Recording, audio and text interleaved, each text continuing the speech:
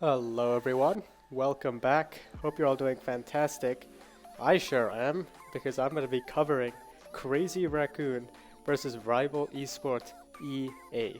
This is yet another banging matchup, and this just so happens to be the other semifinals match from the June monthly finals.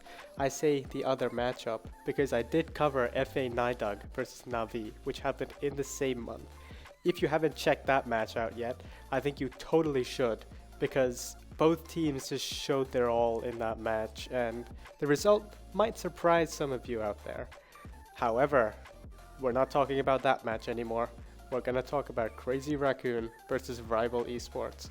Now, these two teams did face off one other time, and it did happen to be a heartbreaking 3-2 double match point loss for rival esports EA, formerly known as NBD.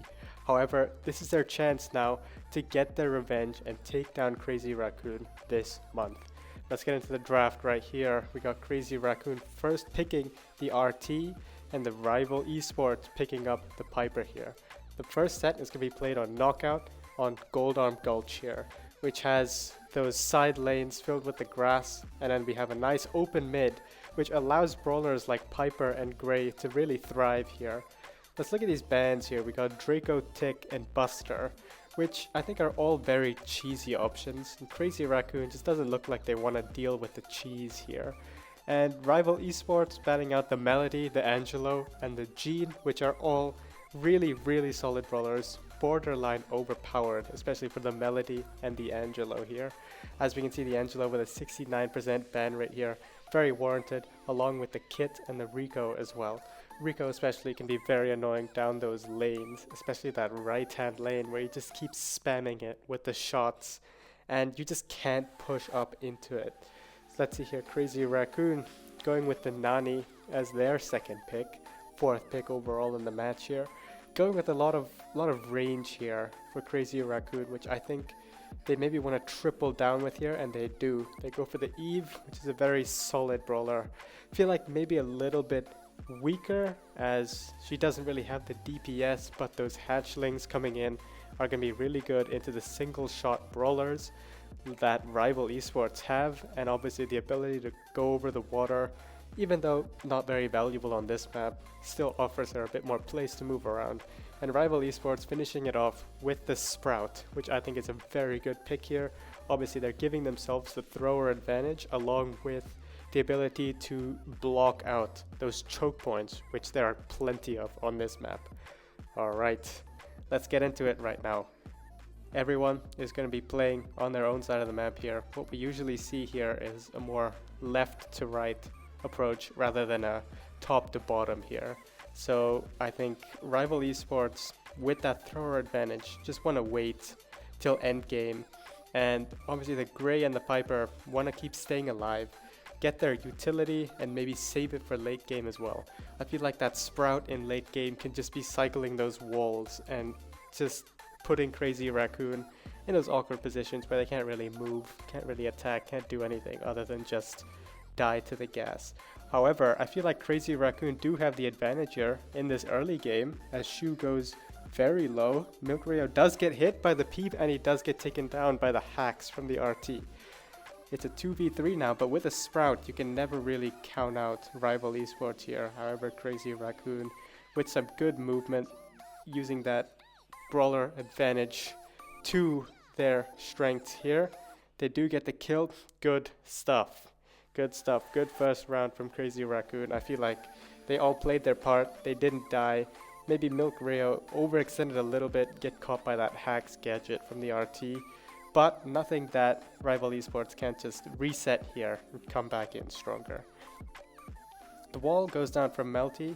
Don't know if that's a good placement. Seems like he did communicate it to Milk Rio because Milk Rio was shooting the wall there. Maybe he didn't see it. Melty now cycling these walls. Tensai pops the gadget. Milk Rio shoots into the gadget. That is pretty interesting. Again, maybe Milk Rio didn't see that Tensai had his gadget. But there's a lot of trades going on. Nani goes down, but the Grey goes down as well. And that leaves Melty in a 2v1, and he just gets taken down instantly. A little bit of a questionable play there from Milkrio, shooting the Nani, knowing that the return to sender was active and the 80% of the damage that's reflected would kill him. So yeah, Rival look a little bit flustered here. Let's see if they can pick things up in the second round. Crazy Raccoon picking up the first round for themselves. Rival Esports now taking things a bit differently, sending Milkrio down that left hand side and opting out of the triple stack like they did in the first round, hoping that Milkrio can probably get some control around the left hand side. There's a nice wall which isolates Saitampo, but Milkrio can't really do anything here because if he gets 2 tapped and then the gadget, that's him gone from the RT, so he needs to watch out here. Tensai gets tapped up once, but no problem for him. Good movement for Moya around the downside here, but Milkrio with the gadget just misses. Moya is one shot. Melty's gonna try and get him. Ooh, Tensai goes down there. Moya goes down as well. It's a good position for Rival Esports. I think Saitampo is just gonna want to go in the gas and avoid feeding Shu his super, which is probably the most influential super on the side of Rival Esports. They do pick up the first round here. Let's see what they're going to go with here. Milkrio again slotting down the left hand side. I mean, it worked in the first round. Why not do that again? Melty does throw down the wall. Seems like a safety measure here. Just allows him to push up that right hand side with no threat, as none of the Crazy Raccoon members can really do anything about that wall. Tensai does use his super, rams it into that wall, just try and get some more wall break, which is beneficial for them. Melty pops the hypercharge super, does zone out Moya, also gets a slight damage boost, but can't really get Moya out of that corner as that wall didn't really zone out much. Rival Esports now kind of pushed back in this top left corner. Not the best position for them, even though Melty is a thrower, he can throw over these walls, but they can't really get out of that spot as Crazy Raccoon's positioning is just too good here. Melty gonna try and throw this wall now to push up, get a bit more of an advantage. He does block out 2 choke points there, but he can't really do anything. Tensai is one shot, but Moya, look at him. He's just going so aggressive, he's jumping in, doesn't get the kill. Tensai misses the peep there, Shu teleports out, but Saitampo, he clears him out. And there's nothing the Sprout can do there. Saitampo with a super, he could just walk up. Sprout can't do anything. This is not looking good for Rival here. It looked like they had such a good start to that round, but they were just falling, and the positioning was too good from Crazy Raccoon. And Tensai, using the same trick he used in the first round, just baited Milkrio into shooting him, and then he already had his return to sender popped. So yeah, questionable plays here from Milkrio. Maybe he's just not seeing the return to senders, but if I see a Nani with a return to sender, I'm not shooting it until the return to sender expires.